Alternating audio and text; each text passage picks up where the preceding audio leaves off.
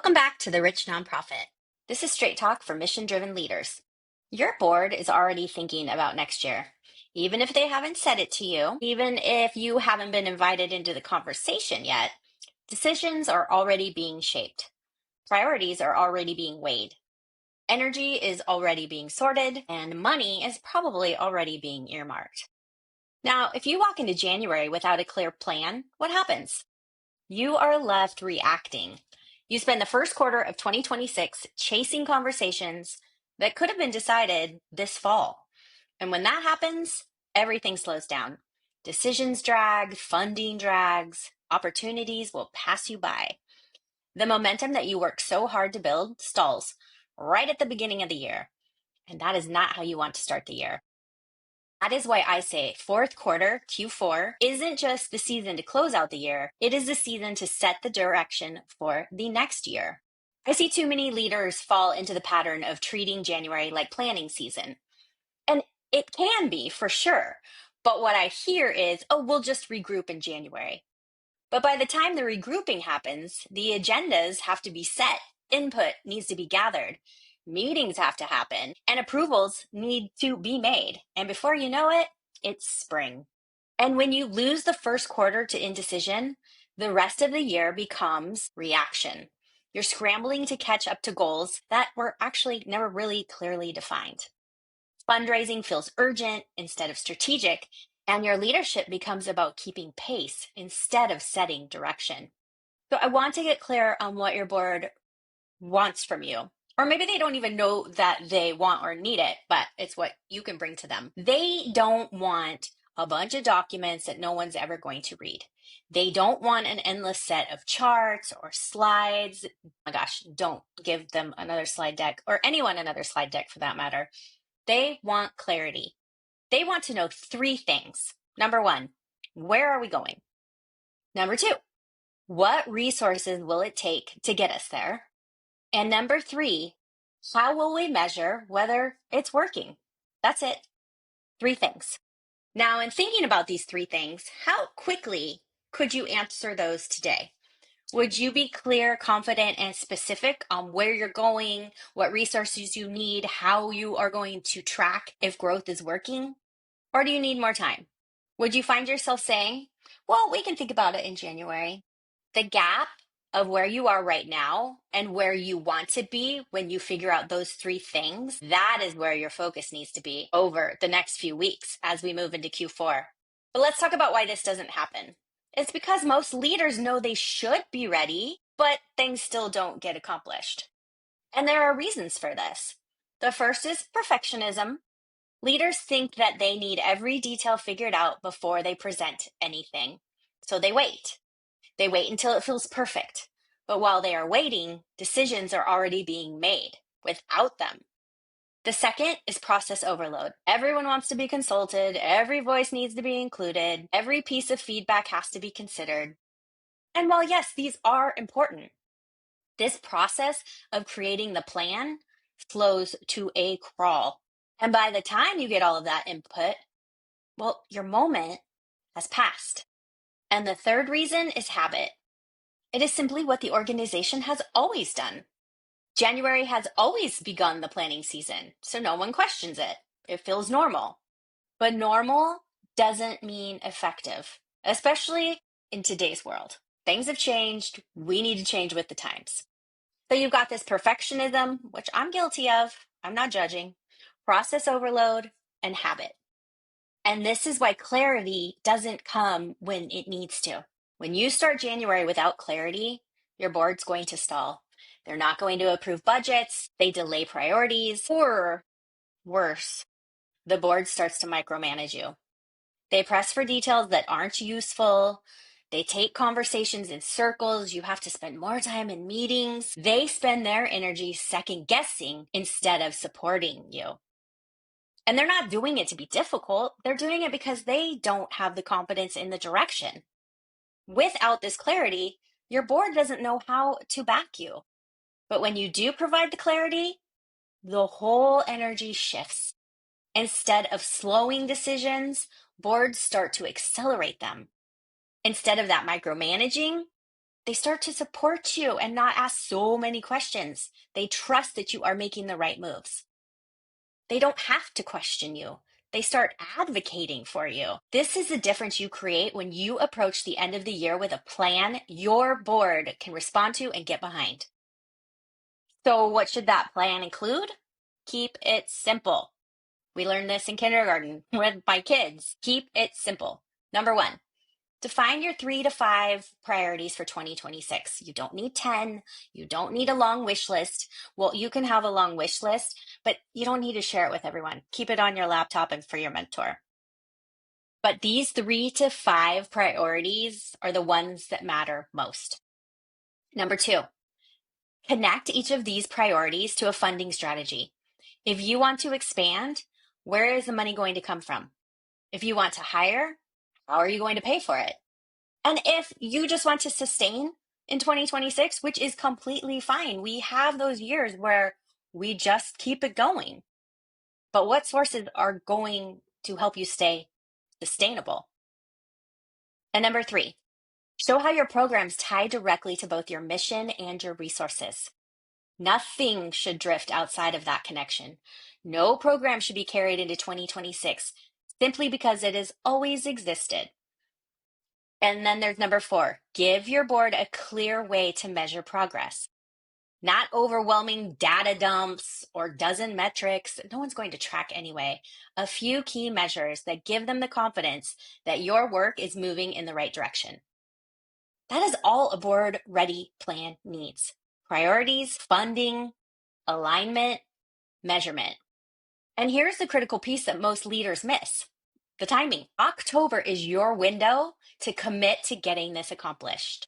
Not to finish it all in October, but to decide you're going to get the support and structure you need to have clarity before January. Because by the time November comes, something shifts. November is when the energy you need to think clearly, rally people, and make decisions start to get spent on everything else. And energy is the currency of leadership. I can't say this enough. Energy is the currency of leadership. Yours, your teams, your boards. And once that energy is drained, no amount of strategy sessions or fancy planning documents is going to bring it back. Think about how you usually feel by the time November rolls around. You're trying to document impact for end of year reports, grant reports. You're prepping board presentations while you're managing your daily operations. I bet your calendar looks like Tetris blocks, right? With no white space in there for you, for your energy. And I bet your inbox has more urgent messages than you can answer in a day. But somewhere in all of that, you're supposed to find time to think strategically about the next 6 to 12 months. And when you're in that state, you don't have the energy for vision. You just have enough energy to react. And when you're reacting, you aren't leading with that clarity. You're leading with exhaustion. And when leaders lead from exhaustion, every decision feels heavier than it should. You second guess yourself because you haven't had space to think. You start resenting the very work you care about because it feels like it's demanding more than you can give. And I see resentment become one of the biggest drains on energy in nonprofit leadership. It doesn't just sit quietly in the background forever. It leaks into how you show up with your team, your board, and your funders. People can feel when you're overwhelmed, even when you're trying to hide it. They can feel that resentment building and that energy, and they don't want to have anything to do with it either. But now picture the opposite. It's mid-October, early November, and you've already decided to get strategic support for your planning. You've committed to doing the work in November and December when you can focus on it properly. You know your strategic planning is going to happen because you made the decision while your head was clear and your energy was high. This shift alone redirects how you feel heading into the busiest season of the year. It redirects how your team sees you. It redirects how your board trusts your leadership. And it redirects how funders perceive your organization's stability and vision. And I want to talk about your team's energy. When leaders wait to get clear about direction, the team feels it immediately. They end the year working hard, but unsure what they're working toward. They keep asking themselves questions that they can't answer. What's coming next? What are we prioritizing? What's going to shift? Should I be preparing for budget cuts, expansion? Are we changing our approach to programs? That uncertainty is so draining. I have been there in a nonprofit, and it does not feel good. When people, your team, don't know the plan, everything feels urgent. Every new opportunity feels like, well, is this going to redirect the organization? Every task feels like a fire drill because you stop being able to distinguish between what's truly urgent and what's just loud. And your team starts second guessing their work. They wonder if the project that they're pouring time into will still matter next quarter. They hesitate to make decisions on their own because they aren't sure which direction you're heading. And that hesitation, ugh, it just feels so terrible, but it also slows everything down. And meanwhile, you're over there getting frustrated because your team seems less decisive than usual. But it's not that they're being indecisive. They're being cautious. This is their job. And they don't have the clarity about where the nonprofit's going. They're just being cautious. This creates a cycle where your team's uncertainty increases your workload, which increases your stress, which makes it even harder to find time for strategic planning.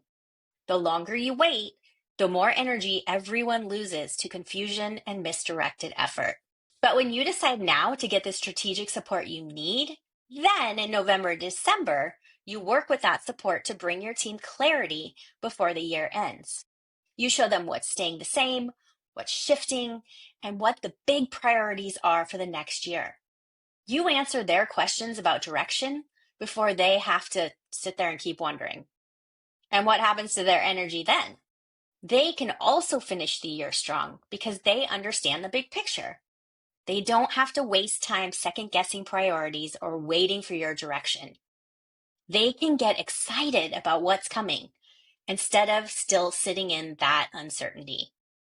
And then they start making better decisions on their own, which frees up your time. And they feel confident advocating for your organization because they can speak clearly about the direction.